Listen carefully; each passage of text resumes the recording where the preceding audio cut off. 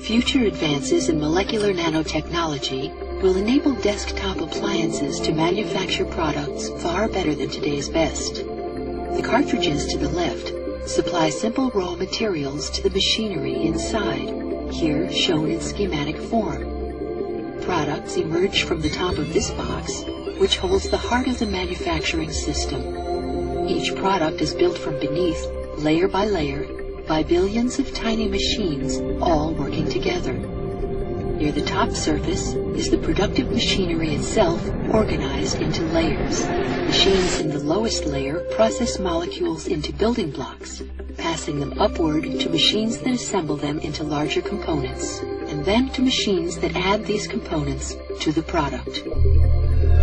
From a millimeter scale, 1 million nanometers, our view zooms in to the 10 nanometer scale. Each box is 1/10 the size of the one before.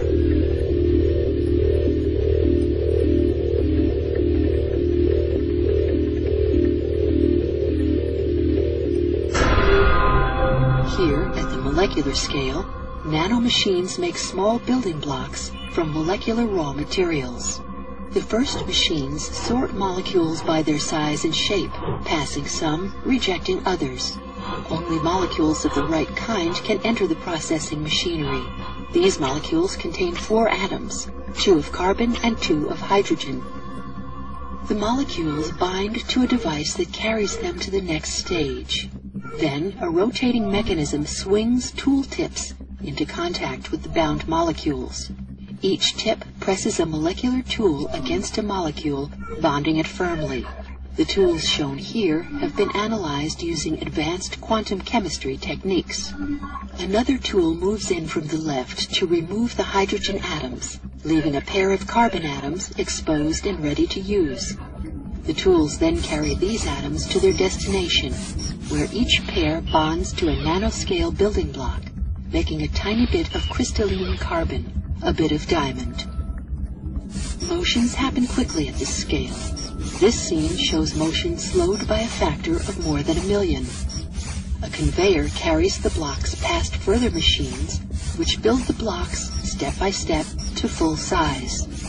Elsewhere, other specialized machines build blocks of different kinds. A system of conveyor belts and transfer mechanisms carries completed blocks from where they are made to where they are needed. This transfer mechanism moves blocks from one belt to another. The transportation system carries many different kinds of blocks, different shapes, different materials, different functions. It delivers them to the next stage of manufacturing. Here, a programmable machine lifts and places small blocks to make larger blocks. The small blocks bond on contact to form components containing millions of precisely arranged atoms. These can be simple structural bricks or intricate components for mechanical and electronic systems. The completed components are delivered to the final assembly stage, where many machines work together to build the final product. Motions at this larger scale are still quick.